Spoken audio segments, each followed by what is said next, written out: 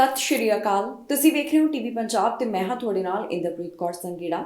ਇਸ ਪ੍ਰੋਗਰਾਮ ਵਿੱਚ ਗੱਲਬਾਤ ਕਰਾਂਗੇ ਅਮਰੀਕਾ ਦੀਆਂ तमाम ਵੱਡੀਆਂ ਖਬਰਾਂ ਦੀ। ਨਜ਼ਰ ਮਾਰਦੇ ਹਾਂ ਖਬਰਾਂ ਉੱਪਰ। ਅਮਰੀਕਾ ਦੇ ਸਾਬਕਾ ਰਾਸ਼ਟਰਪਤੀ ਡੋਨਲਡ ਟਰੰਪ ਵੱਲੋਂ ਭਾਰਤ ਨੂੰ ਲੈ ਕੇ ਇੱਕ ਵੱਡਾ ਬਿਆਨ ਦਿੱਤਾ ਗਿਆ। ਡੋਨਲਡ ਟਰੰਪ ਦਾ ਕਹਿਣਾ ਹੈ ਕਿ ਅਗਲੀਆਂ ਰਾਸ਼ਟਰਪਤੀ ਦੀਆਂ ਚੋਣਾਂ ਦੇ ਵਿੱਚ ਜੇਕਰ ਉਹਨਾਂ ਦੀ ਜਿੱਤ ਹੋਈ ਤਾਂ ਇਸ ਨਾਲ ਭਾਰਤ ਨੂੰ ਫਾਇਦਾ ਹੋਵੇਗਾ। ਟਰੰਪ ਵੱਲੋਂ ਭਾਰਤ ਅਤੇ ਅਮਰੀਕਾ ਦੇ ਮਜ਼ਬੂਤ ਰਿਸ਼ਤਿਆਂ ਦਾ ਜ਼ਿਕਰ ਕੀਤਾ ਗਿਆ। ਸਾਬਕਾ ਰਾਸ਼ਟਰਪਤੀ ਕਹਿੰਦੇ ਨੇ ਕਿ ਜੇਕਰ ਉਹ ਰਾਸ਼ਟਰਪਤੀ ਚੋਣਾਂ ਜਿੱਤ ਗਏ ਤਾਂ ਫਿਰ ਭਾਰਤ ਤੇ ਅਮਰੀਕਾ ਦੇ ਰਿਸ਼ਤੇ ਹੋਰ ਵੀ ਮਜ਼ਬੂਤ ਹੋ ਸਕਦੇ ਨੇ। ਅਮਰੀਕਾ ਦੇ ਸਾਬਕਾ ਰਾਸ਼ਟਰਪਤੀ ਡੋਨਲਡ ਟਰੰਪ ਦਾ ਭਾਰਤ ਨੂੰ ਲੈ ਕੇ ਇੱਕ ਵੱਡਾ ਬਿਆਨ ਸਾਹਮਣੇ ਆਇਆ। ਉਹਨਾਂ ਵੱਲੋਂ ਕਹਿ ਦਿੱਤਾ ਗਿਆ ਕਿ ਜੇਕਰ ਉਹ ਮੁੜ ਤੋਂ ਰਾਸ਼ਟਰਪਤੀ ਚੋਣ ਜਿੱਤਦੇ ਨੇ ਤਾਂ ਇਸ ਨਾਲ ਭਾਰਤ ਅਤੇ ਅਮਰੀਕਾ ਦੇ ਸੰਬੰਧ ਆਪਸ ਦੇ ਵਿੱਚ ਹੋਰ ਵੀ ਮਜ਼ਬੂਤ ਹੋਣਗੇ। ਇਸ ਦੌਰਾਨ ਡੋਨਲਡ ਟਰੰਪ ਵੱਲੋਂ ਸਾਲ 2024 ਦੀਆਂ ਚੋਣਾਂ ਦਾ ਜ਼ਿਕਰ ਕੀਤਾ ਗਿਆ। ਜੀ ਹਾਂ, ਅਮਰੀਕਾ ਦੇ ਸਾਬਕਾ ਰਾਸ਼ਟਰਪਤੀ ਦਾ ਕਹਿਣਾ ਹੈ ਕਿ ਜੇਕਰ ਸਾਲ 2024 ਦੇ ਵਿੱਚ ਉਹ ਰਾਸ਼ਟਰਪਤੀ ਚੋਣ ਜਿੱਤਦੇ ਨੇ ਤਾਂ ਇਸ ਦਾ ਅਸਰ ਭਾਰਤ ਤੇ ਅਮਰੀਕਾ ਦੇ ਰਿਸ਼ਤਿਆਂ ਦੇ ਉੱਪਰ ਹੋਵੇਗਾ, ਜਿਸ ਦਾ ਮਤਲਬ ਹੈ ਕਿ ਇਹ ਰਿਸ਼ਤੇ ਹੋਰ ਵੀ ਮਜ਼ਬੂਤ ਹੋਣਗੇ। ਇਨ੍ਹਾਂ ਵਿਚਾਰਾਂ ਦੀ ਸਾਂਝ ਟਰੰਪ ਵੱਲੋਂ ਫਲੋਰੀਡਾ ਦੇ ਵਿੱਚ ਪਾਈ ਗਈ, ਜਿੱਥੇ ਦੀਵਾਲੀ ਦੇ ਪ੍ਰੋਗਰਾਮ ਦੇ ਵਿੱਚ ਕੁਝ ਲੋਕ ਸ਼ਾਮਿਲ ਸਨ ਤੇ ਟਰੰਪ ਵੱਲੋਂ ਕਿਹਾ ਗਿਆ ਕਿ ਹੁਣ ਜੇਕਰ ਉਹ ਜਿੱਤਦੇ ਨੇ ਤਾਂ ਫਿਰ ਭਾਰਤ ਨੂੰ ਇਸ ਦਾ ਫਾਇਦਾ ਹੋਵੇਗਾ।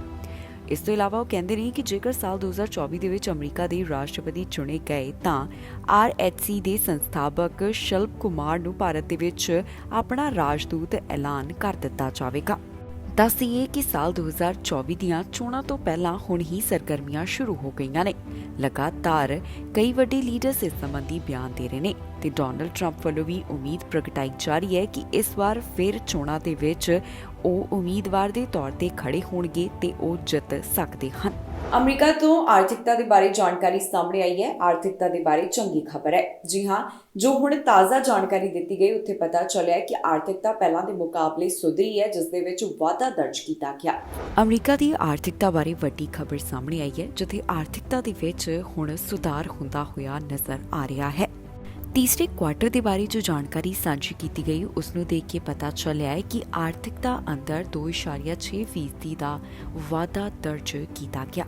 ਅਲੱਗ-ਅਲੱਗ ਸੈਕਟਰਸ ਤੋਂ ਵੀ ਜਾਣਕਾਰੀ ਸਾਂਝੀ ਕੀਤੀ ਗਈ ਹੈ ਕਿ ਕਿਸ ਨੂੰ ਕਿੰਨਾ ਫਾਇਦਾ ਹੋਇਆ ਹੈ। ਇਸ ਕੁਆਰਟਰ ਦੇ ਵਿੱਚ ਕੰਜ਼ੰਪਸ਼ਨ ਐਕਸਪੈਂਡੀਚਰ ਦੇ ਵਿੱਚ 1.4% ਦਾ ਵਾਧਾ ਦਰਜ ਕੀਤਾ ਗਿਆ, ਜੋ ਕਿ ਦੂਸਰੇ ਕੁਆਰਟਰ ਦੇ ਵਿੱਚ 2% ਸੀ। ਪ੍ਰਾਈਵੇਟ ਡੋਮੈਸਟਿਕ ਇਨਵੈਸਟਮੈਂਟ ਹੇਠਾਂ ਆਈ ਹੈ, ਜਿਸ ਵਾਸਤੇ 8.5% ਦਾ ਅੰਕੜਾ ਸਾਂਝਾ ਕੀਤਾ ਗਿਆ। ਐਕਸਪੋਰਟ ਦੇ ਵਿੱਚ 14.4% ਦਾ ਵਾਧਾ ਤੇ ਇੰਪੋਰਟ ਦੇ ਵਿੱਚ 6.9% ਦੀ ਗਿਰਾਵਟ ਦੱਸੀ ਗਈ ਹੈ। ਜ਼ਿਕਰਯੋਗ ਹੈ ਕਿ ਪੈਂਡੇਮਿਕ ਦਾ ਅਸਰ ਅਲੱਗ-ਅਲੱਗ ਚੀਜ਼ਾਂ ਦੇ ਉੱਪਰ ਪਿਆ। ਇਸ ਦਾ ਅਸਰ ਸਭ ਤੋਂ ਵੱਧ ਆਰਥਿਕਤਾ ਦੇ ਉੱਪਰ ਦੇਖਣ ਨੂੰ ਮਿਲਿਆ। ਸਮੇਂ-ਸਮੇਂ ਦੇ ਉੱਪਰ ਆਰਥਿਕਤਾ ਦੇ ਬਾਰੇ ਜਾਣਕਾਰੀ ਸਾਂਝੀ ਕੀਤੀ ਗਈ, ਜਿੱਥੇ ਪਹਿਲਾਂ ਜਿਹੜੇ ਕੁਆਰਟਰ ਦੇ ਬਾਰੇ ਡਿਟੇਲ ਦਿੱਤੀ ਗਈ ਸੀ ਉੱਥੇ ਦੱਸਿਆ ਗਿਆ ਕਿ ਆਰਥਿਕਤਾ ਦੇ ਵਿੱਚ ਇੰਨਾ ਸੁਧਾਰ ਨਹੀਂ ਹੋਇਆ, ਪਰ ਜਦ ਹੁਣ ਤੀਸਰੇ ਕੁਆਰਟਰ ਦੇ ਬਾਰੇ ਜਾਣਕਾਰੀ ਦਿੱਤੀ ਗਈ ਤਾਂ ਉਸ ਨੂੰ ਦੇਖ ਕੇ ਪਤਾ ਚੱਲਿਆ ਕਿ ਅਮਰੀਕਾ ਦੇ ਵਿੱਚ ਆਰਥਿਕਤਾ ਪਹਿਲਾਂ ਦੇ ਮੁਕਾਬਲੇ ਸੁਧਰੀ ਹੈ, ਜਿਸ ਦੇ ਵਿੱਚ 2.6% ਦਾ ਵਾਧਾ ਦੱਸਿਆ ਗਿਆ। ਸੇਨ ਹੋਜ਼ੇ ਤੋਂ ਹਿੱਟ ਐਂਡ ਰਨ ਦਾ ਮਾਮਲਾ ਸਾਹਮਣੇ ਹੈ, ਜਿੱਥੇ 2 ਰਾਹਗੀਰ ਪ੍ਰਭਾਵਿਤ ਹੋਏ ਨੇ। ਇੱਕ ਦਾਦੀ ਜਿਸ ਨੂੰ ਗੰਭੀਰ ਸੱਟਾਂ ਆਈਆਂ ਤੇ ਦੂਸਰਾ ਉਸਦਾ ਜੋ ਪੋਤਾ ਦੱਸਿਆ ਜਾ ਰਿਹਾ ਹੈ ਉਹ ਇਸ ਦੌਰਾਨ ਜ਼ਖਮੀ ਹੋਇਆ। ਫਿਲਹਾਲ ਪੁਲਿਸ ਮਾਮਲੇ ਦੀ ਜਾਂਚ ਪੜਤਾਲ ਕਰ ਰਹੀ ਹੈ। ਸੇਨ ਹੋਜ਼ੇ ਤੋਂ ਹਿੱਟ ਐਂਡ ਰਨ ਦਾ ਮਾਮਲਾ ਸਾਹਮਣੇ ਆਇਆ, ਜਿੱਥੇ 2 ਰਾਹਗੀਰਾਂ ਨੂੰ ਟੱਕਰ ਲੱਗੀ ਹੈ।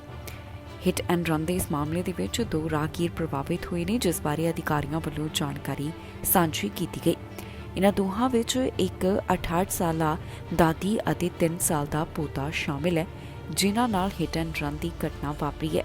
ਆਫਿਸਰਸ ਵੱਲੋਂ ਦੱਸਿਆ ਗਿਆ ਕਿ ਇਹ ਹਾਦਸਾ 5:40 ਦੇ ਕਰੀਬ ਵਾਪਰਿਆ ਹੈ। ਪੁਲਿਸ ਅਧਿਕਾਰੀਆਂ ਦਾ ਕਹਿਣਾ ਹੈ ਕਿ ਪੀੜਤਾਂ ਨੂੰ ਜੋ ਸੱਟਾਂ ਆਈਆਂ ਉਸ ਤੋਂ ਬਾਅਦ ਉਹਨਾਂ ਨੂੰ ਹਸਪਤਾਲ ਦੇ ਵਿੱਚ ਭਰਤੀ ਕਰਵਾਇਆ ਗਿਆ ਹੈ। ਦੱਸਿਆ ਜਾ ਰਿਹਾ ਹੈ ਕਿ ਦਾਦੀ ਨੂੰ ਕਾਫੀ ਗੰਭੀਰ ਸੱਟਾਂ ਆਈਆਂ ਹਨ। ਇਸ ਤੋਂ ਇਲਾਵਾ ਪਤਾ ਚੱਲਿਆ ਕਿ ਜਿਸ ਵੇਲੇ ਪੀੜਤ ਚੱਲ ਰਹੇ ਸਨ ਤਾਂ ਅਚਾਨਕ ਵਾਹਨ ਦੀ ਉਹਨਾਂ ਨੂੰ ਟੱਕਰ ਲੱਗ ਗਈ। ਸਰਵੇਲੈਂਸ ਵੀਡੀਓ ਦੀ ਵੀ ਪੁਲਿਸ ਅਧਿਕਾਰੀਆਂ ਵੱਲੋਂ ਜਾਂਚ ਪੜਤਾਲ ਕੀਤੀ ਜਾ ਰਹੀ ਹੈ।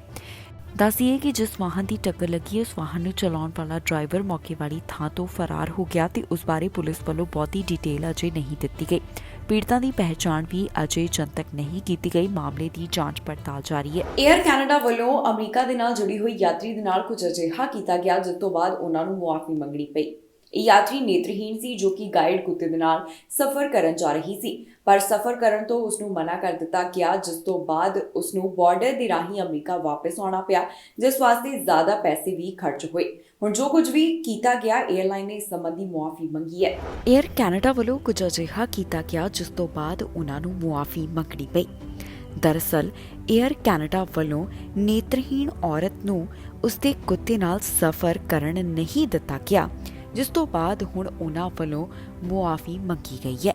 ਜੀ ਹਾਂ, ਇੱਕ ਨੇਤਰਹੀਣ ਯਾਤਰੀ ਆਪਣੇ ਗਾਈਡ ਕੁੱਤੇ ਦੇ ਨਾਲ ਫਲਾਈਟ ਦੇ ਵਿੱਚ ਸਫ਼ਰ ਕਰਨਾ ਚਾਹੁੰਦੀ ਸੀ, ਪਰ ਏਅਰ ਕੈਨੇਡਾ ਵੱਲੋਂ ਅਜਿਹਾ ਨਾ ਕਰਨ ਦਿੱਤਾ ਗਿਆ। ਜਾਣਕਾਰੀ ਮੁਤਾਬਕ 49 ਸਾਲ ਦੀ ਡੈਨਾ ਅਮਰੀਕਾ ਦੇ ਮਿਨੀਸੋਟਾ ਦੇ ਵਿੱਚ ਰਹਿੰਦੀ ਹੈ। ਟੋਰਾਂਟੋ ਤੋਂ ਮਿਨੀਐਪਲਿਸ ਦੀ ਫਲਾਈਟ ਦੇ ਵਿੱਚ ਉਸ ਨੂੰ ਉਸਦੇ ਗਾਈਡ ਕੁੱਤੇ ਨਾਲ ਸਫ਼ਰ ਕਰਨ ਦੀ ਇਜਾਜ਼ਤ ਨਹੀਂ ਦਿੱਤੀ ਗਈ, ਜਿਸ ਕਾਰਨ ਉਸ ਨੂੰ ਟੋਰਾਂਟੋ ਤੋਂ ਟ੍ਰੇਨ ਫੜਨੀ ਪਈ ਅਤੇ ਫਿਰ ਕਾਰ ਦੇ ਵਿੱਚ ਸਰਹੱਦ ਪਾਰ ਕਰਕੇ ਉਸ ਨੂੰ ਆਪਣੀ ਮੰਜ਼ਿਲ ਤੱਕ ਪਹੁੰਚਣਾ ਪਿਆ। ਇਸ ਸਾਰੇ ਸਫ਼ਰ ਦੇ ਵਿੱਚ ਉਸ ਨੂੰ ਕਾਫੀ ਪਰੇਸ਼ਾਨੀ ਹੋਈ ਤੇ ਉਸ ਨੂੰ $2000 ਦਾ ਵਾਧੂ ਖਰਚਾ ਵੀ ਕਰਨਾ ਪਿਆ। ਇਸ ਸਭ ਤੋਂ ਬਾਅਦ ਡੈਨਾ ਨੇ ਕਿਹਾ ਕਿ ਏਅਰ ਕੈਨੇਡਾ ਦੇ ਵਰਕਰਸ ਉਸ ਨਾਲ ਇਸ ਤਰ੍ਹਾਂ ਵਿਵਹਾਰ ਕਰ ਰਹੇ ਸਨ ਜਿਵੇਂ ਕੋਈ ਅਪਰਾਧੀ ਹੋਵੇ। ਉਸਨੇ ਕਿਹਾ ਕਿ ਏਅਰ ਕੈਨੇਡਾ ਦੇ ਏਜੰਟ ਨੇ ਉਸ ਦੀ ਬੇਟੀ ਨਾਲ ਗੱਲ ਕਰਨ ਦੀ ਤਰਜੀਹ ਦਿੱਤੀ, ਜਿਵੇਂ ਡੈਨਾ ਨੇਤਰਹੀਣ ਹੋਣ ਨਾਲ ਦਿਮਾਗੀ ਮਰੀਜ਼ ਵੀ ਹੋਵੇ। ਦੱਸ ਦਈਏ ਕਿ ਪੇਸ਼ੇ ਤੋਂ ਡੈਨਾ ਫਿਡੈਲਿਟੀ ਇਨਵੈਸਟਮੈਂਟਸ ਦੇ ਟੈਕ ਅਤੇ ਐਕਸੈਸਿਬਿਲਿਟੀ ਵਿਭਾਗ ਵਿੱਚ ਵਾਈਸ ਪ੍ਰੈਜ਼ੀਡੈਂਟ ਹੈ। ਉਹ ਅੱਖਾਂ ਦੀ ਕਿਸੇ ਬਿਮਾਰੀ ਕਾਰਨ ਬਚਪਨ ਤੋਂ ਹੀ ਨੇਤਰਹੀਣ ਹੈ। ਡੈਨਾ ਵੱਲੋਂ ਦੱਸਿਆ ਗਿਆ ਕਿ ਜਦੋਂ ਉਹ ਮਿਨੀਐਪਲਿਸ ਤੋਂ ਟੋਰਾਂਟੋ ਦੀ ਫਲਾਈਟ ਲੈ ਰਹੀ ਸੀ ਤਾਂ ਉਸ ਨੂੰ ਆਪਣੀ ਗਾਈਡ ਕੁੱਤੇ ਦੇ ਨਾਲ ਕੋਈ ਦਿੱਕਤ ਨਹੀਂ ਆਈ। ਉਸਨੇ ਕਿਹਾ ਕਿ ਉਸ ਨੂੰ ਚੈੱਕ-ਇਨ ਵੇਲੇ ਪੁੱਛਿਆ ਗਿਆ ਕਿ ਉਸਨੇ ਆਪਣੇ ਪਾਲਤੂ ਨੂੰ 에ਅਰਲਾਈਨ ਵਿੱਚ ਰਜਿਸਟਰ ਕੀਤਾ ਹੈ ਜਾਂ ਫਿਰ ਨਹੀਂ। ਇਸ ਤੋਂ ਬਾਅਦ ਡੈਨਾ ਨੇ ਜਵਾਬ ਦਿੱਤਾ ਨਹੀਂ, ਤਾਂ ਉਸ ਨੂੰ ਓਕੇ ਕਹਿ ਕੇ ਬੋਰਡਿੰਗ ਪਾਸ ਦੇ ਦਿੱਤਾ ਗਿਆ। ਪਰ ਜਿਸ ਵੇਲੇ ਡੈਨਾ ਆਪਣੀ ਬੇਟੀ ਨਾਲ ਵਾਪਸ ਫਲਾਈਟ ਵਿੱਚ ਆ ਰਹੀ ਸੀ ਤਾਂ ਉਸ ਨੂੰ ਦੱਸਿਆ ਗਿਆ ਕਿ ਉਹ ਆਪਣੇ ਗਾਈਡ ਕੁੱਤੇ ਦੇ ਨਾਲ ਸਫ਼ਰ ਨਹੀਂ ਕਰ ਸਕਦੀ, ਕਿਉਂਕਿ ਉਸਨੇ ਕੈਬਿਨ ਅੰਦਰ ਕੁੱਤੇ ਲਿਜਾਣ ਸੰਬੰਧੀ ਜ਼ਰੂਰੀ ਕਾਗਜ਼ੀ ਕਾਰਵਾਈ ਨਹੀਂ ਕੀਤੀ ਸੀ। ਅਮਰੀਕਾ ਵਿੱਚ ਇਸ ਸਮੇਂ ਮੌਂਕੀਪੌਕਸ ਵਾਇਰਸ ਦੀ ਕੀ ਸਥਿਤੀ ਬਣੀ ਹੋਈ ਹੈ, ਇਸ ਬਾਰੇ ਜਾਣਕਾਰੀ ਸਾਹਮਣੇ, ਕਿਹੜੇ ਸੂਬੇ ਤੋਂ ਹੁਣ ਤੱਕ ਕਿੰਨੇ ਮਾਮਲੇ ਸਾਹਮਣੇ ਆ ਚੁੱਕੇ ਨੇ, ਇਸ ਬਾਰੇ ਸਾਰੀ ਡਿਟੇਲ ਦੱਸੀ ਗਈ ਹੈ। ਪਹਿਲਾਂ ਦੇ ਮੁਕਾਬਲੇ ਨਾਲ ਮਾਮਲਿਆਂ ਦੇ ਵਿੱਚ ਹੁਣ ਗਿਰਾਵਟ ਦੇਖਣ ਨੂੰ ਮਿਲ ਰਹੀ ਹੈ। ਅਮਰੀਕਾ ਤੋਂ ਮੌਂਕੀਪੌਕਸ ਵਾਇਰਸ ਦੇ ਬਾਰੇ ਜਾਣਕਾਰੀ ਸਾਹਮਣੇ ਆਈ, ਜਿੱਥੇ ਦੱਸਿਆ ਗਿਆ ਕਿ ਹੁਣ ਤੱਕ ਕਿਹੜੇ ਸੂਬੇ ਤੋਂ ਕਿੰਨੇ ਮਾਮਲਿਆਂ ਦੀ ਪੁਸ਼ਟੀ ਹੋ ਚੁੱਕੀ ਹੈ। ਪਹਿਲਾਂ ਦੇ ਮੁਕਾਬਲੇ ਇਨ੍ਹਾਂ ਅੰਕੜਿਆਂ ਦੇ ਵਿੱਚ ਗਿਰਾਵਟ ਦਰਜ ਕੀਤੀ ਜਾ ਰਹੀ ਹੈ। ਅਗਸਤ ਮਹੀਨੇ ਅਮਰੀਕਾ ਦੇ ਵਿੱਚ ਮੌਂਕੀਪੌਕਸ ਵਾਇਰਸ ਦੀ ਪੀਕ ਦੇਖਣ ਨੂੰ ਮਿਲੀ। ਰਿਪੋਰਟ ਦੇ ਵਿੱਚ ਦੱਸਿਆ ਗਿਆ ਕਿ ਡਿਸਟ੍ਰਿਕਟ ਆਫ ਕੋਲੰਬੀਆ ਵਿੱਚੋਂ 497, New York 3948, Georgia 1815, California 5010, Florida 2543, Maryland 662, Illinois 1315, Nevada 267, Texas 2372, new jersey 720, Washington 600, road island 74, Arizona 474, Pennsylvania 773, ਮੈਸਾਚੁਸੇਟ 402, Puerto Rico 183, Virginia 484, Louisiana 254, north Carolina 566, Oregon 216, Utah 161, Colorado 278, Tennessee 309, Minnesota 202, Indiana 234,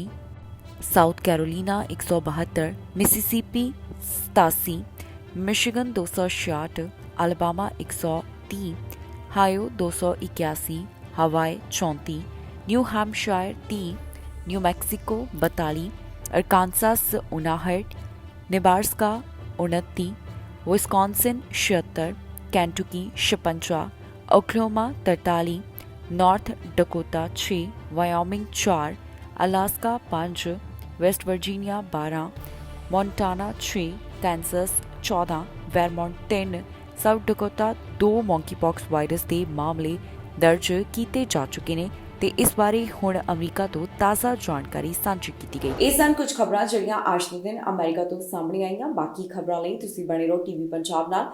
ਫਿਲਹਾਲ ਮੈਨੂੰ ਇੰਦਰਪ੍ਰੀਤ ਕੌਰ ਸੰਗੀੜਾ ਨੂੰ ਦਿਓ ਇਜਾਜ਼ਤ।